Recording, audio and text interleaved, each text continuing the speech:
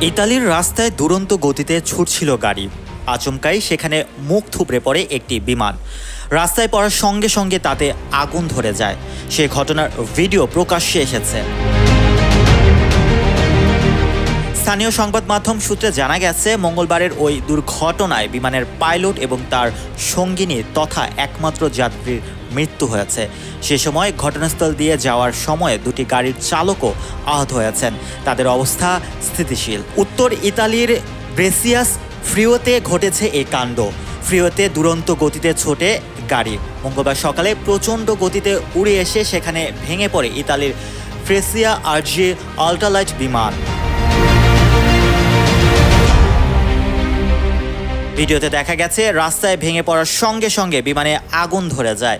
এই ঘটনায় মৃত্যু হয়েছে বিমানের চালক সার্জিও রাভাগোলিয়ার। তার বয়স ৭৫ বছর। তিনি পেশায় আইনজীবী এবং পাইলট। সার্জিও মিলানের বাসিন্দা। বিমানে সওয়ার ছিলেন তার সঙ্গিনী অ্যান মারিয়া ডি স্টিফানো। গত জুন মাসে আহমেদাবাদের লোকালয়ে ভেঙে পড়ে এয়ার ইন্ডিয়ার বিমান। সেটি লন্ডনের অদূরে গ্যাটউইক যাচ্ছিল। ওই দুর্ঘটনায় মৃত্যু হয়েছিল ২৬০ জনের। তাদের মধ্যে বিমানে সওয়ার ছিলেন ২৪১ জন।